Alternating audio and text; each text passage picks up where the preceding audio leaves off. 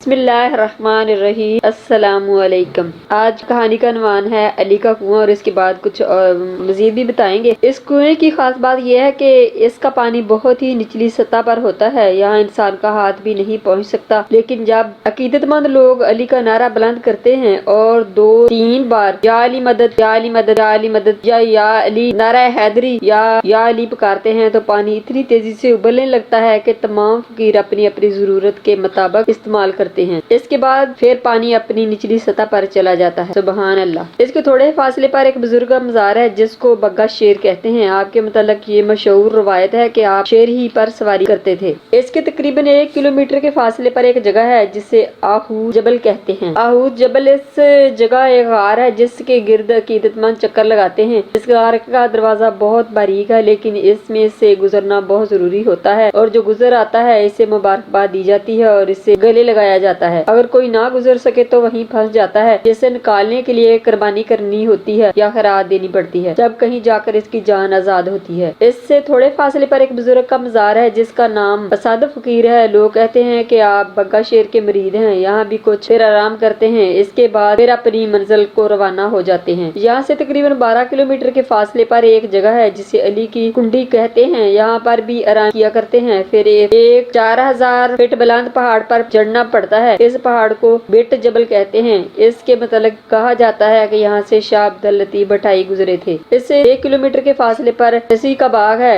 ये बहुत बड़ा बाग है, यहाँ बहुत सी चीजें देखने के लायक हैं, यानी हसी की याद ताजा करती हैं और तमाम काफिला वाले यहाँ आराम करते हैं और ताजा दम होकर फिर आगे अपनी मंजिल की तरफ रवाना होते हैं। इसके बाद ये रास्ता पहाड़ी है। इसके 5 किलोमीटर के फासले पर नूरवाही गाँव आता है। इससे 1 किलोमीटर के फासले पर एक जगह है जो कलंदरी कश्ती के नाम से मशहूर है। इसके मतलब रवायत है कि एक जबल जो कश्ती नुमा है, यहाँ लाल शाहबाज कलंदर आए थे और यहाँ आकर आराम फरमाया करते थे। इस जबल को गिर्द पानी बहता है जो हर मौसम में ठंडा रहता है। इसके कुछ फासले पर एक जगह है जिससे लतीफ की कंडी कहा जाता है। इससे कुछ फासले पर एक मज़ार है जो माई कंडी के नाम से मशहूर है। माई कंडी की इसके मतलब ये आम मशहूर है, जो लोग लाहौद के लिए यहाँ से गुजरते हैं इनको औरत दूर दूर से पानी लाकर पराया करती थी। यहाँ से 13 किलोमीटर के फासले पर एक और मज़ार है जो बेलूल दीवानों के नाम से मशहूर है। बेलूल दीवानों जनाब रसूल बख्श अबड़ो साहब ने बताया कि एक मशहूर किस्सा है कि बेलूल को दीवाना इसलिए कहा जाता है कि ये हजरत अली करमल्ला वाजहा के शदाई थे। इतने शदाई के कुछ चीजें बेचकर पैसा जमा करके लोगों को कहते थे कि अली के नाम का नारा बुलंद करें। जब वह नारा बुलंद करते तो इन लोगों को वो कमाई हुई रकम तकसीम करते थे। यही वजह थी कि बेलूल को दीवाना कहते थे। इससे 13 किलोमीटर के फासले पर एक और मज़ार है जो आर्मी पीर के नाम से मशहूर है। ये मज़ार हब नदी के करीब है। हज़रत सईद आर्मी पीर आपके मकबरा जब हब नदी के करीब है, यहाँ 2 मगरमच्छ रहते हैं। लोग कसीर तादाद में आपकी जियारत के लिए आते हैं और जानवर बतौर खैरात ज़िबा करते हैं। लेकिन यहाँ की खास बात यह है कि जब लोग मगरमच्छ को गोश्त देते हैं तो वो नहीं खाते, का पानी के अंदर चले जाते हैं। अगर कोई लफ्ज मोर मोर जोर से पुकारे तब वो बाहर पानी से निकल आते हैं और फिर गोश्त वगैरह भी खाते हैं। इसका सबब मालूम ना हो सका ये क्या हकीकत है। इससे 13 किलोमीटर के फासले पर एक मस्जिद है जिसे मस्जिद लतीफ कहा जाता है। इसके मुतल्लिक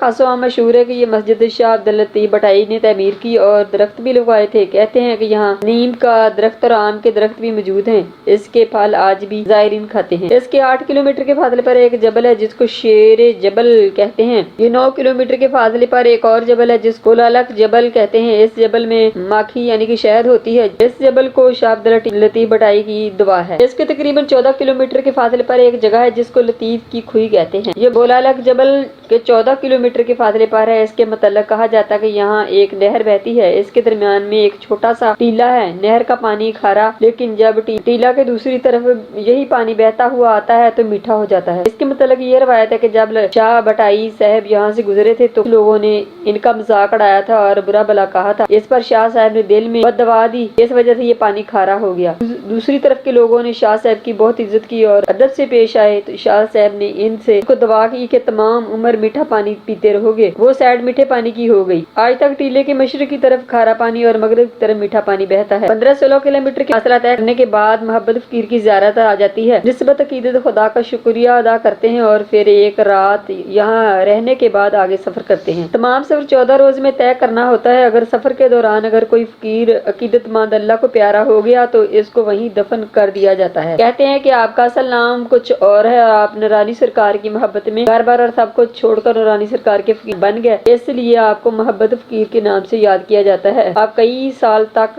نورانی سرکار کی خدمت میں رہے اور سرکار کے یہاں جانسار مریدوں میں سے ایک بن گئے۔ کہا جاتا ہے کہ حضرت شاہ بلاول آپ کو بہت چاہتے تھے، کہتے ہیں کہ اس جگہ ان کا مقبرہ ہے، یہاں پر نورانی سرکار کی ہدایت پر انہوں نے اپنا آستارہ بنایا تھا تاکہ وہاں کے مقامی لوگ زائرین آ کر آرام کریں، دور کریں، اور کسی کو اسیب کا اثر ہوتا تو حاضر ہو کر اس سے نجات پاتے ہیں۔ شاہ بلاول سرکار کا حکم ہے کہ سب سے پہلے اسلامی محبت فقیر مزار پر پیش کی جائے، اس لیے سب لوگ سب سے پہلے اسلامی محبت فقیر کے مزار پر دیتے ہیں۔ آج ویڈیو کے لیے اتنا ہی۔ اگر کہانی پسند آئے تو اسے لائک اور شیئر کریں، سبسکرائب ضرور کر دیا کریں تاکہ آپ کو میری ہر آنے والی ویڈیو جلد حاصل ہو سکے۔ اللہ حافظ۔